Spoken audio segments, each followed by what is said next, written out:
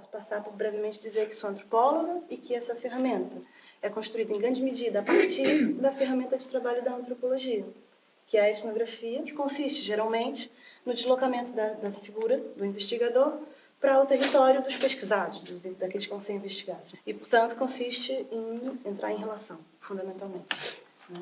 A antropologia se autodefiniu, e ainda acho que se define, principalmente como uma ciência do homem ou da cultura, etc. Mas se fosse eu, humildemente, a reformular, eu preferiria chamá-la de uma ciência da relação. E de uma ciência praticada, concreta e feita em ato, todas as vezes que acontece a relação. Né? Sei que aqui estão pessoas, em parte ligadas ao projeto da Escola Criativa, em parte monitores, não é? Mediadores culturais. Portanto, aliás, dizendo grosso modo, somos todos aqui, acho eu, mediadores. E acho que seria essa a porta de entrada que eu gostava de usar para nós nos comunicarmos. Porque esse trabalho foca justamente nisso, no trabalho de mediação. É uma ferramenta para a própria mediação. E o que veio acontecendo mais recentemente, nos últimos anos, conforme eu tenho investido nesse transporte da etnografia para um plano em que ela possa vir a se tornar uma ferramenta mais franca, de uso mais franco, tem sido justamente nisso. Tem investido na dimensão de mediação do próprio ato etnográfico. Ele é um ato de investigação, realmente, mas ele é um ato de investigação recíproca. É impossível que eu investigue sem ser investigado ao mesmo tempo. Portanto, existe um pacto, existe um encontro, existe um pacto, né? Precisa ser firmado. Grande parte daquilo que vai trafegar nesse encontro dependerá do modo como esse encontro for, enfim, compactuado. Várias vezes nos nossos encontros na vida, inclusive nos momentos em que trabalhamos como mediadores, as condições do encontro estão pré-definidas, e isso condiciona, não é? É uma das questões que nos afeta muito, porque condiciona várias vezes as condições nas quais a gente vai partilhar coisas com as outras pessoas, seja para aprender com elas, seja para ensinar para elas, o que geralmente é quase a mesma coisa.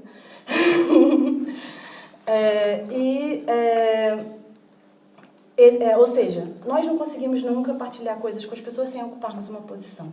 Essa posição nos dá, geralmente, certas prerrogativas, mas também nos dá certos fardos para carregar. Várias vezes, o fato dessas condições estarem pré-determinadas também pode fazer com que elas estejam hierarquizadas, com que elas definam os personagens que estão em relação de antemão. Por exemplo, esses são os que estão aqui para receber, esses são os que estão aqui para dar, ou esses são os que são os responsáveis, esses são os que são os que devem obedecer, ou esses são os que sabem, esses são os que não sabem, enfim. Não é? É muito comum que nas relações e nos encontros haja uma espécie de pré-determinação do encontro, que envolve a definição desses papéis. E que, quando esses papéis são definidos, também o que se passa é que, de algum modo, antes mesmo que o encontro aconteça, parece que nós chegamos nele um pouquinho em dívida, digamos, porque nós já temos que fazer aquilo que o nosso papel nos define ou nos demanda. Não é? E isso tem uma série de consequências que podem ser mais ou menos dramáticas para o próprio encontro. Esse trabalho, por um lado, explora essa dimensão do próprio encontro e da possibilidade, é um trabalho de investigação, portanto, é um trabalho que está sempre em andamento, sempre acoplando novas dimensões, mas explora a possibilidade da gente abordar o encontro de uma outra forma. Será que seria possível que, no ato do encontro, nós construíssemos as condições para o encontro, portanto, não trouxéssemos de antemão esses papéis pré-definidos? É claro que não se trata de um trabalho delirante, portanto, sabemos que, num certo grau, considerando que trabalhamos com a vida cotidiana e não com a ficção ou com o mundo imaginário, esses condicionamentos estarão lá.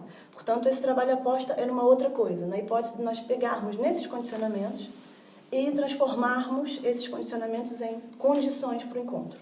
E aposta nisso como a porta de entrada possível para, talvez, a gente conseguir fazer o encontro em ato com as pessoas que apareçam. Mas é claro que vão haver sempre as tais coisas que nós costumamos chamar de condicionantes, que tem a ver com os papéis que ocupamos, com o tempo que temos, com, sei lá, o valor que recebemos, os conhecimentos que temos, o estado que estamos, enfim, mil coisas. Não é? Todas elas vão nos fazer que vão aparecer ali. Mas nós podemos encarar isso de modos variados. Ou seja, podemos permitir que a coisa funcione até o fim, orientada por essa sensação de estarmos, num certo sentido, em dívida, portanto, estarmos o tempo inteiro, enquanto acontece uma coisa, enquanto toma lugar um acontecimento, correndo atrás de fazer ele acontecer como deve, segundo um script qualquer que tenha a ver com a definição desses papéis, desses lugares, ou podemos, sabemos que foram esses elementos que proporcionaram as condições para aquele encontro e não que condicionaram, mas a partir dali nós vamos trabalhar com o que temos e ainda não sabemos o que vai acontecer. Pronto. Isso são duas posturas que podemos adotar, diferentes e que podem ter diferentes consequências. Portanto, a brecha para talvez encontrar outro modo não tem a ver com o mundo da fantasia imaginário, em que, olha, juntos, numa assembleia, enfim, nós iríamos conseguir, não é? Desenhar um mundo. E também não tem a ver com uma ou outra pessoa revolucionária que proponha um novo mundo e arranja seguidores, etc. Tem mais a ver com nós mesmos, como somos, conseguirmos encarar as condicionantes do encontro como condições dele.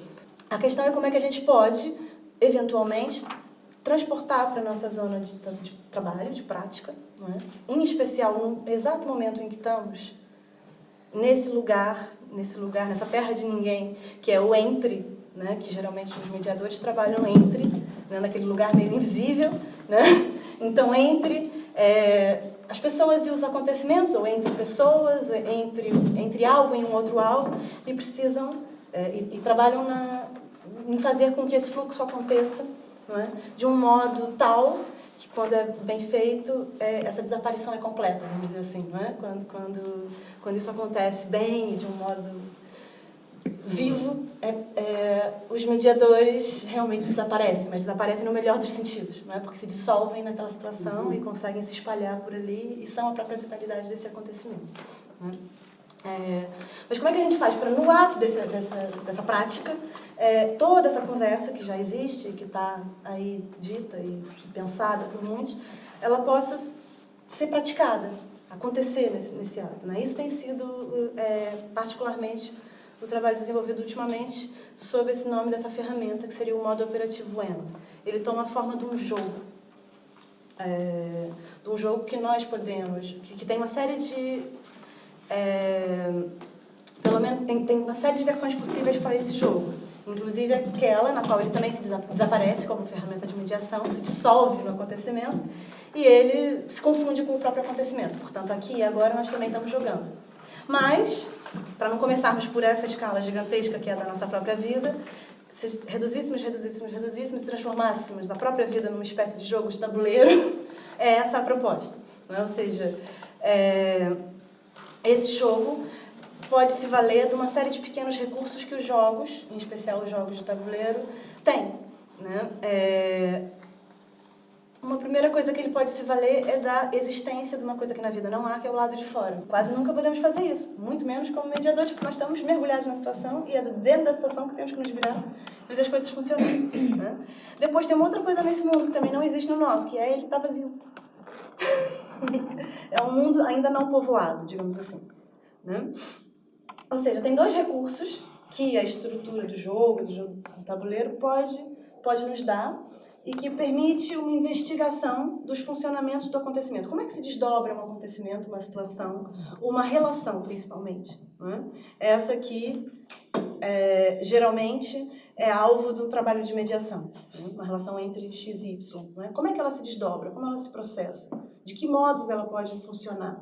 E, então, o recurso de fazermos um jogo, ou seja, de recorrermos tanto à hipótese de transformar, de tomarmos como zona de atenção um acontecimento menor que nós, vamos dizer assim, de uma outra escala, como recorremos à hipótese porque isso nos dará então a possibilidade de estarmos de fora, como se nós pudéssemos olhar para nós próprios de fora de uma situação, né?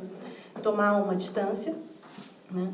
Como também a possibilidade de investigarmos um acontecimento desde o seu início, sabendo que é claro que esse início não existe, não é? As coisas só são início de uma perspectiva, mas de outras não serão, não é? Como também fazermos isso eventualmente com alguma matéria que não nos coloque de imediato, não nos convoque de imediato aquilo que tende a dificultar muito a nossa conversa, que são as nossas opiniões, as nossas né? Por exemplo, se trouxermos a debate uma questão mesmo concreta, que pertence à nossa vida cotidiana, muito tendencialmente a gente vai entrar e vai pôr todos os nossos esforços para discutir os conteúdos mesmo dessa questão. Então, o funcionamento dessa questão, ou seja, o modo como ela opera, talvez apareça menos, porque vai aparecer principalmente o assunto em si.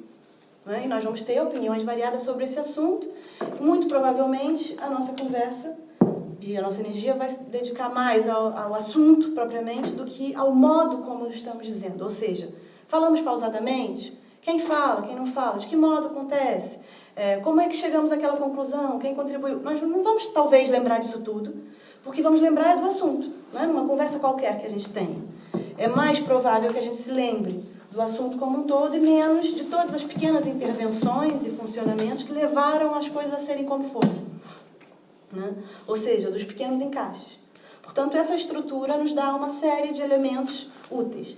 E um deles é esse, nos coloca para discutirmos a volta de um assunto, entre aspas, com muitas aspas mesmo, inócuo, vamos dizer assim. Né? Ou seja, nos convoca a brincar. Nós o que fazemos aqui usamos essa superfície como se fosse um mundo e usamos um conjunto de materiais acidental, no caso esses que estão aqui ao lado, né? Podiam ser outros quaisquer, né?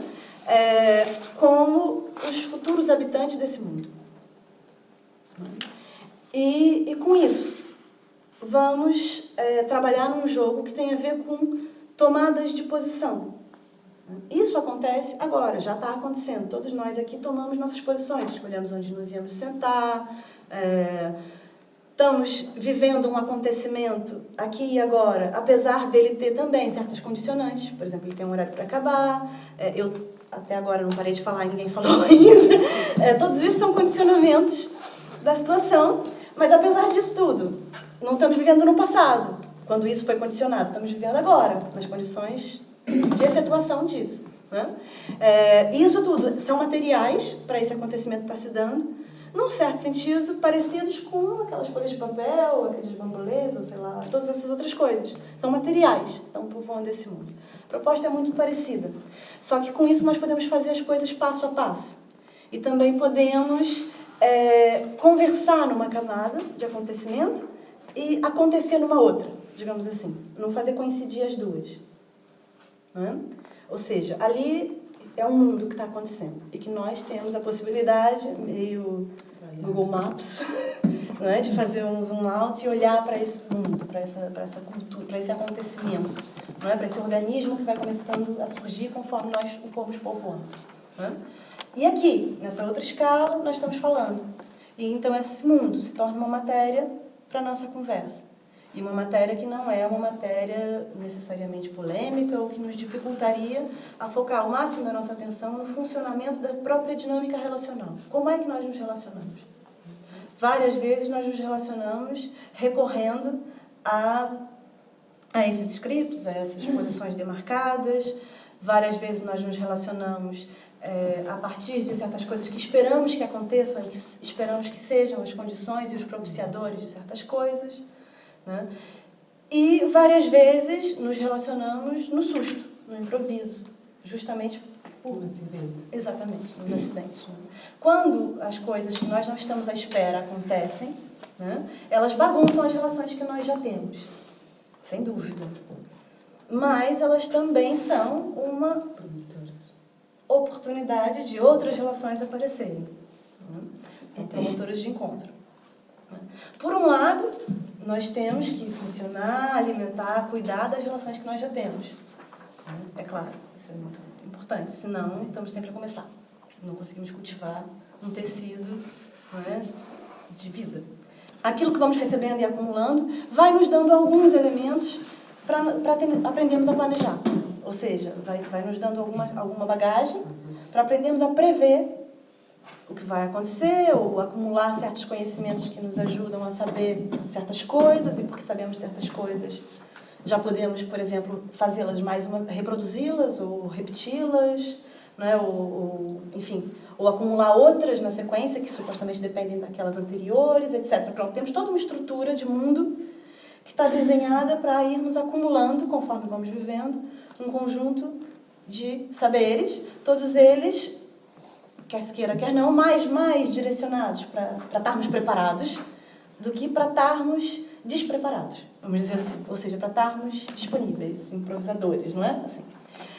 E isso tem uma parte positiva, claro, porque nos permite nos espalharmos horizontalmente, ou seja, alargarmos os nossos campos, mas também tem uma parte que, às vezes, é difícil, que não temos muitos mecanismos que nos ajudem a lidar com o improviso.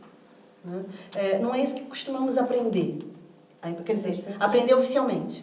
E, portanto, temos uma máquina em andamento que privilegia mais esse lugar do conhecimento acumulado e mede as pessoas, inclusive, por esse conhecimento acumulado, etc. E uma máquina, assim, obscura e invisível, mas que, felizmente, nunca deixou de pulsar, que cultiva o nosso aprendizado do improviso. Né?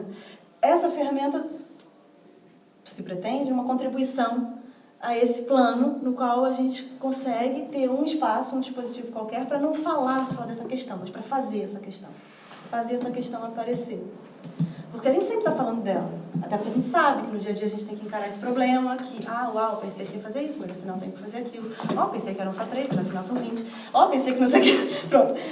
Uma série de coisas não param de interromper aquilo que nós tínhamos pensado que ia ser. Né?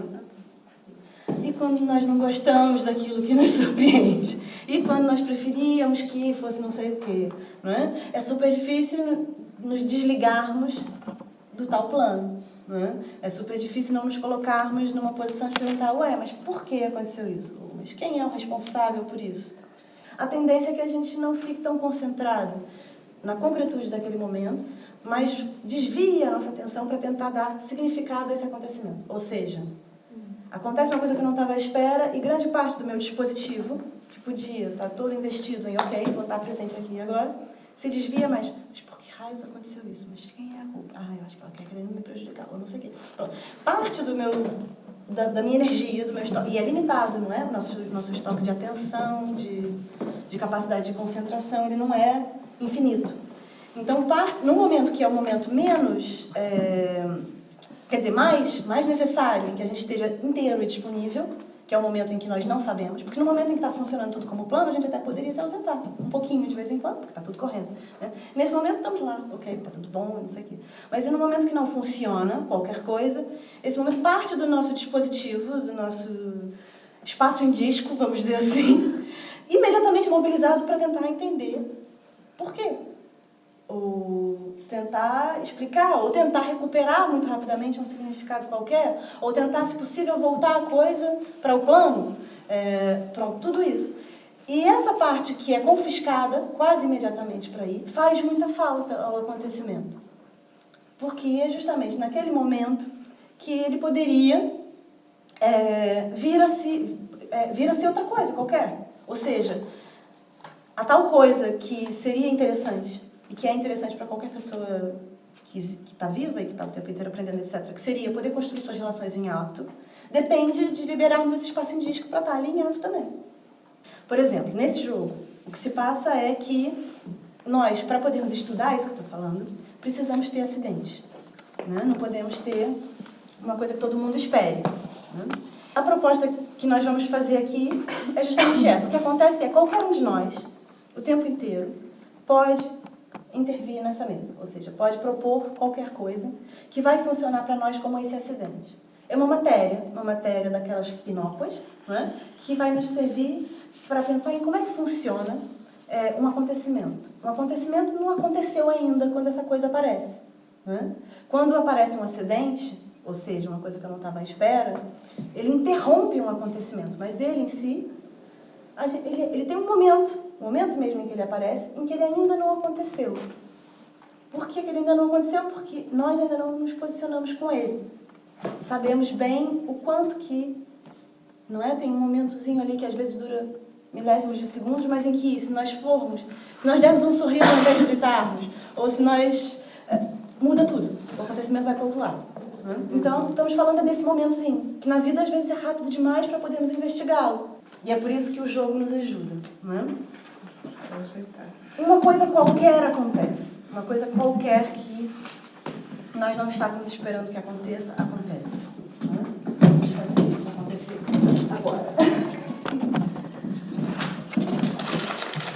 como essa acontece. Temos ali 550 trilhões de possíveis, né? E multiplicados pelos muitos modos pelos quais esses possíveis poderiam ser ativados, portanto eles eram virtualmente infinitos. E dentre tudo o que podia acontecer, acontece isso. O que acontece em nós nesse momento? Acontece uma coisa do gênero, o que é isso? Aí é que está a hipótese de a gente começar outro jogo. Será que daria pra gente... Ok, tivemos esse pensamento, mas o que é isso? Pause nesse pensamento. Nisso sim a gente pode dar pausa. E perguntar, bom, olha, o que é que essa situação traz? Ou seja, o que há aqui? Esquece o que é isso. Ou põe entre parênteses o que é isso, que é a pergunta automática, né? Pop-up. Portanto, a tal pergunta que aparece instantaneamente, mas o que é isso? Ou por que isso e não aquilo? É a tal pergunta que vem para confiscar a nossa atenção. Porque se dermos atenção a essa pergunta, o que é isso? Boa parte de nós vai se mobilizar na direção de investigar o que é isso. E se não descobrir o que é isso, inventa o que é isso. Né? Imagina o que é isso, não é? Porque isso não é... Damos um sentido. Exato, damos um sentido. Isso é muito fácil. Todos nós podemos dar um sentido às coisas, o que é um perigo.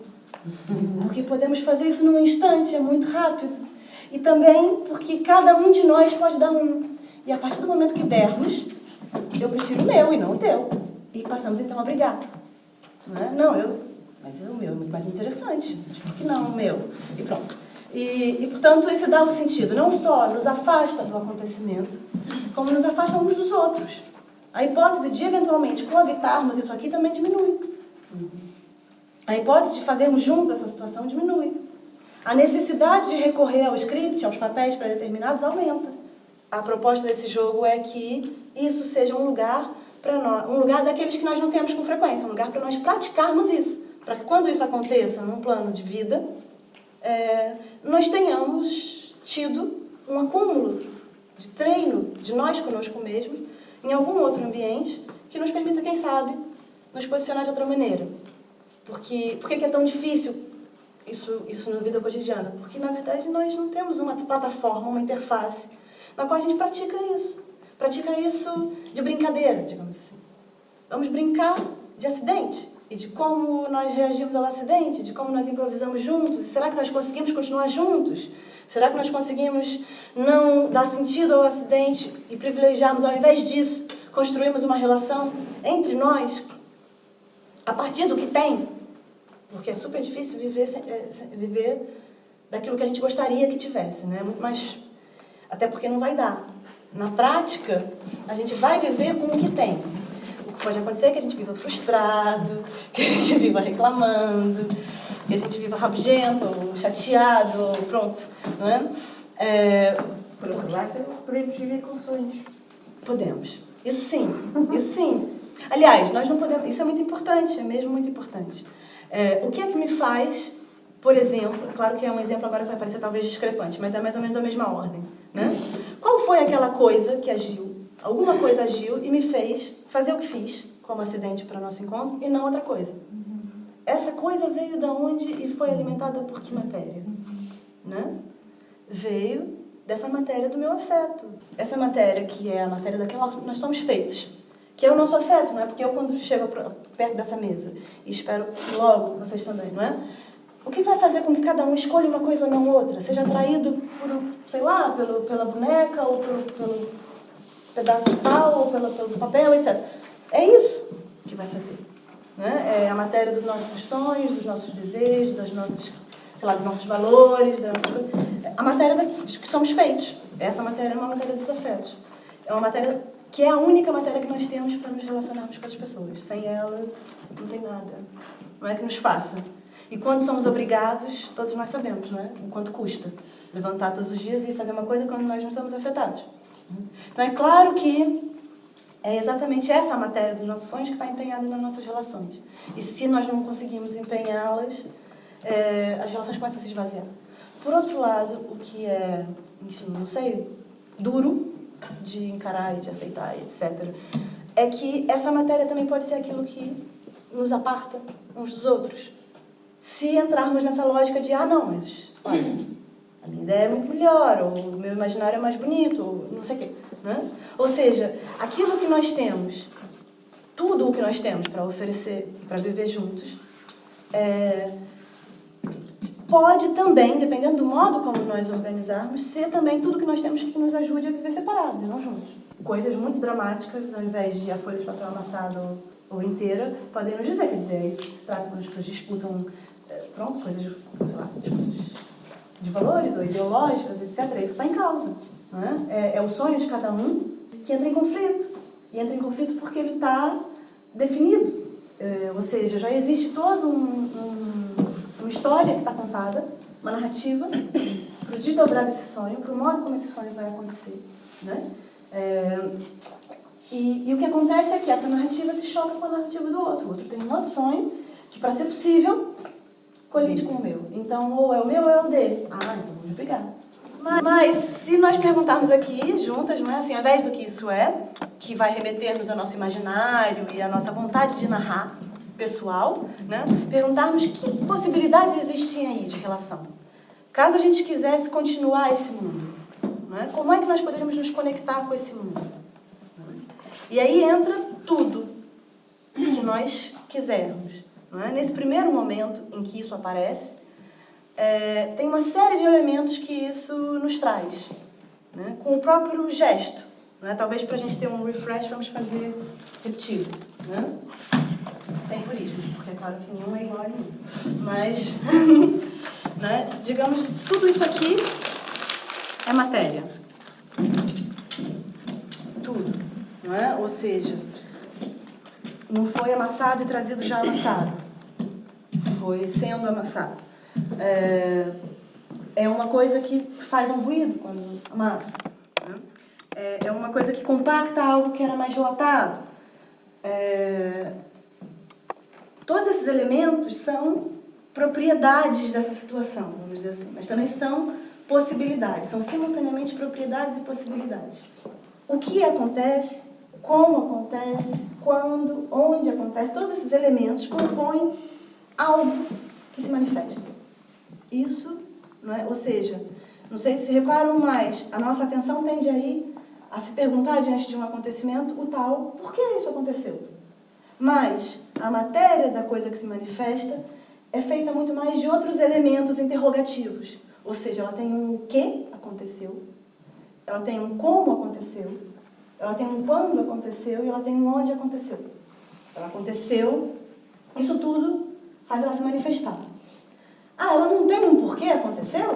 Talvez. É possível que ela tenha um porquê aconteceu. Só qual é o problema desse porquê aconteceu? Só eu sei. É diferente. Mas ninguém, se vocês quiserem saber, tem de me perguntar. E eu posso sempre dizer ou não, ou posso inventar, ou posso... Bom, portanto, se formos pelo lado do porquê, estamos indo para um lado que vai, assim, proliferar o nosso desejo de dar significado e proliferar a nossa desconfiança também. Não é porque eu posso dizer, eu faço isso porque gosto muito do som do barulho do papel. Ou eu faço isso porque detesto folhas de papel, quero eliminar todas elas do mundo. Ou pronto, posso dar explicações, claro, mas esse que é o problema, eu vou estar explicando a situação. Ao estar explicando também, mesmo que eu sacie a curiosidade de vocês também, limito o imaginário. Né? Porque se eu digo, eu fiz isso por causa do ruído, pronto, mas e todas as outras coisas que existem aí, que se manifestaram agora, não são possibilidades dessa situação? Por que o ruído tem mais importância? Porque foi esse o meu motivo de ter feito? Mas, quando a coisa se manifesta, ela tem uma série de outras coisas, não é? Quer dizer, ou seja, o nosso trabalho, quando uma coisa se manifesta, a proposta desse jogo é que nós sejamos uns detetives, etnógrafos, digamos assim, da situação, mas não tanto, aliás, nem um pouco, de por que essa coisa aconteceu, justamente porque isso é um território pantanoso da interpretação, da desconfiança, e também porque isso transforma logo isso na representação de alguma outra coisa, não é? Dá pouco espaço para isso simplesmente se apresentar. Então, a proposta desse jogo é que a gente gaste o nosso tempo, o tempo que existe. E que tempo é esse? É o tempo que isso aqui aguentar a nossa posicionamento, né? Descrevendo de que modo a gente pode se relacionar com isso. E eventualmente, que a gente extraia o modo da gente se relacionar com isso do que isso traz como possibilidade. Porque quando o mundo está começando assim, é bastante simples de perceber uma coisa que também acontece nos nossos mundos mais complexos, que é a gente tem que extrair do que está acontecendo o modo como a gente vai lidar com uma coisa. E daquilo que a gente tem. A gente não tem como extrair do ideal. Ele realmente é um lugar onde a gente não pode ir buscar nada quando a gente precisa mesmo. Os recursos que existem estão onde? Estão na situação que se apresenta e em mim. Ou melhor dizendo até, estão entre os dois. Né? Estão naquilo que coincide. Ou seja, naquelas combinações possíveis entre o que há e aquilo que eu tenho. Ou seja, o que há ali e o que há aqui. Não é o que diriam? Do que há aí nessa situação, nesse acontecimento, nesse gesto que se manifestou.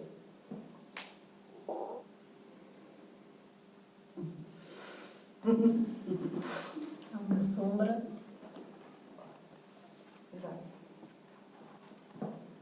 Dá luz. Dá cor. Exato. Ou não. Exato. Verde. Sim, exatamente. Talvez ou não, também. Como? É leve ou não.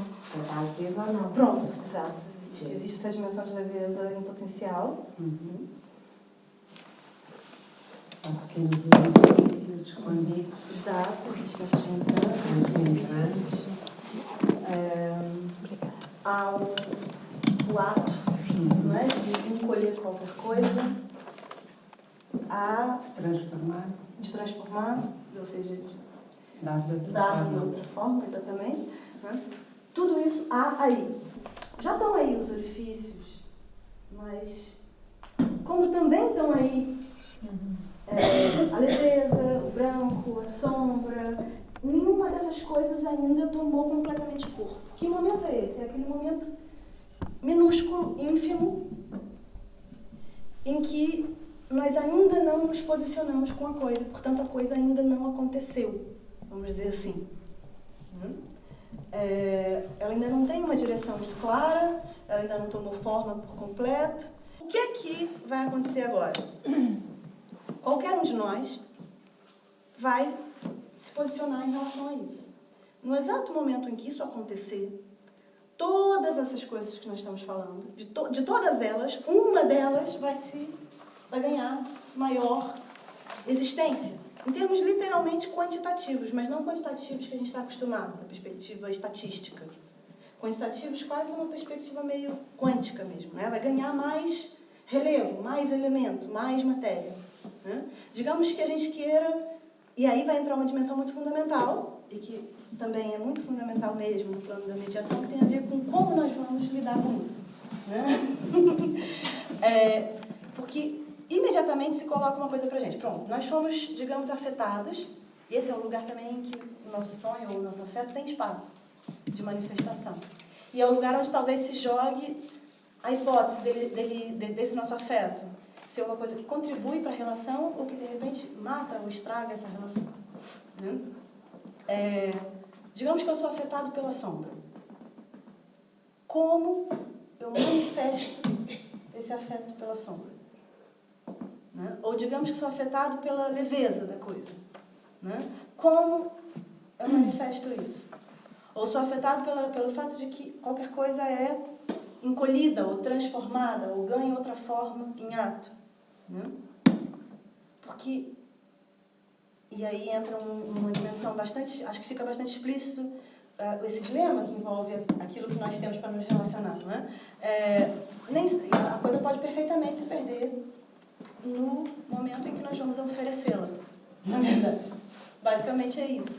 Né? Eu tenho um sonho, um afeto, uma vontade, ou uma série de coisas que se manifesta e que se relaciona. É muito rápido o momento como isso, a coisa em si se manifestar em mim. Né? Mas como é que eu a ofereço de volta? Né? Porque disso vai depender o próximo lugar para onde vai se deslocar essa situação. Nesse próximo lugar, algumas coisas vão continuar possíveis, outras vão deixar de ser possíveis, outras vão se tornar possíveis e não eram. E a cada instante vai acontecer isso. Né? Então, se eu, por exemplo, me afeto pela sombra, e é realmente isso que me afeta. Entretanto, um outro de nós se afeta, por exemplo, por essa questão de que qualquer coisa foi encolhida, achatada, ou transformada. Deixa eu ver.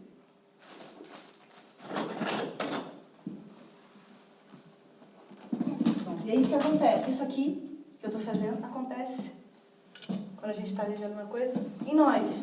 Vamos lá buscar recursos para manifestar o nosso afeto. Então, ou seja, digamos, olha, eu me afeto pela mudança de forma de qualquer coisa. Como eu faço para isso ficar claro para os outros?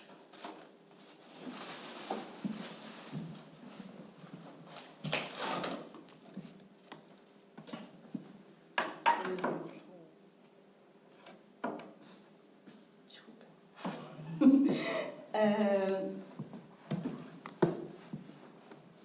De repente aqui nós temos um monte de coisas que acontecem. A sombra, por exemplo, desacontece. Mas acontece Ou outra. acontece de outra forma. Exato. Tá aí. Exato. Aquela desacontece, aparece outra, Apaga a outra. apaga aquela, não é? Ou seja, da perspectiva de quem está afetado pela sombra, começa a surgir uma história, que é a sombra se desloca ou aumenta, depende de como essa pessoa também vai falar para si própria sobre esse assunto. Né? Ela era uma sombra pequena, que era a sombra só do objeto, continua a estar ali, num certo sentido, e agora tem mais, sei lá, 1, 2, 3 sombras novas. Vamos dizer assim, 4, 5. Né? Por exemplo, eu poderia, da perspectiva da sombra, dizer: tínhamos essa, agora temos 1, 2, 3, 4, 5 novas sombras. Né? Que é essa suave, essa mais forte, essa e essa. Isso é dessa posição, porque se eu andar para cá, por exemplo, talvez eu veja diferente. Não sei. Pronto. Ou seja, na verdade, a sombra é um acontecimento que continua se passando. Né? Ao mesmo tempo que, eventualmente, a pessoa que faz isso porque foi afetada pela mudança de forma de uma coisa. E não é uma mudança de forma que não estava lá. É uma mudança de forma que já estava. Por exemplo, não é um rasgar do papel. Tem a ver com o papel continua a ser papel, só que agora ele está condensado. Como o chapéu de chuva continua a ser um chapéu de chuva, só que agora ele está aberto. Pronto. Quem é o dono dessa narrativa? O que está acontecendo? É uma sombra que aumentou? Ninguém. É isso que faz com que a gente viva juntos. O tempo que a gente conseguir preservar de coabitação desse dissenso, no certo sentido. Porque é isso. E qual é o modo disso acontecer? Eu ir junto com o acontecimento. Portanto, agora, algumas coisas deixaram de ser possíveis, outras se tornaram possíveis de novo. Outras desapareceram, talvez. Por exemplo, a questão da leveza. Existe, de um certo sentido ainda também, se nós pensarmos, não é? Porque essa coisa tem também qualquer coisa disso, o papel também sempre teve, continuará a ter, etc. Mas, se nós levarmos em conta uma série de outros elementos que tem a ver com, por exemplo, o conjunto desses acontecimentos, dessas duas tomadas de posição, eu começo a perceber que existem certas coisas que ganham mais quantidades, mais quantums, vamos dizer assim, e outras não ganharam tantos. Né? Por exemplo, para que isso aqui se manifestasse, né, foi preciso, ou seja, para que essa posição daqui do papel surgisse, foi preciso um conjunto de gestos ou ações que materializaram aquilo. E para essa, da aparição desse segundo material, também foi preciso um conjunto de coisas. Esses materiais, um faz assim e um faz assim. Isso são quantidades que entram na história. Não posso dizer que não estão se passando, são matérias, estão ali. Portanto, esse movimento do encolher ou aumentar é uma quantidade, é uma direção manifesta da coisa. E que eu posso querer insistir no meu assunto pessoal, que mais me afeta, desde que eu não me torne insensível a essas outras camadas que vão se acumulando. Portanto, por exemplo, da perspectiva da sombra, é possível continuar com a questão da sombra como o afeto principal. Sim, é, porque a sombra não desaparece. Mas tenho que reconhecer que começa a surgir aqui uma espécie de funcionamento ou de operação que tem a ver com isso, né? Que se repetiu. E se repetir mais uma vez, começa a ser um funcionamento. E ele agora pode se repetir de várias maneiras. Né? Ele pode se repetir voltando a fechar. Né? Por exemplo, tem um primeiro que começa grande e diminui. Depois tem um segundo que começa encolhido e se desdobra. Se nós tivermos agora um outro, por exemplo, que encolhe, mesmo que eu continue afetada pela sombra, mesmo que as sombras continuem a acontecer, tenho que levar em conta que as próximas sombras a surgir incluem essa dinâmica de surgimento. Não posso só pôr qualquer coisa que faça sombra.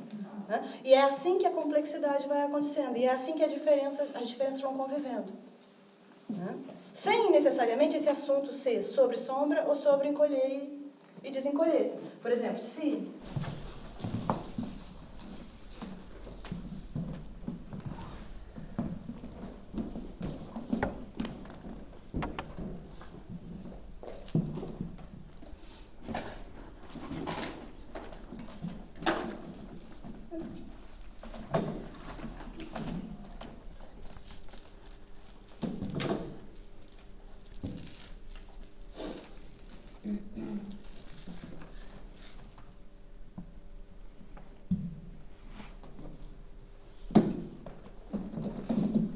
Digamos que aconteça isso. Isso tudo no jogo que nós estaríamos jogando juntos. Em primeiro lugar, estaríamos jogando juntos. Né? Em segundo lugar, não estaríamos falando nada.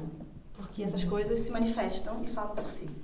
Né? Ou seja, tudo isso que nós estamos falando aqui, gravitando juntos, seriam as coisas que nós estaríamos elaborando, reparando, notando, etc. Ou seja, ocupando a nossa atenção com elas, ao invés de perguntar o significado das coisas. Isso seria o trabalho.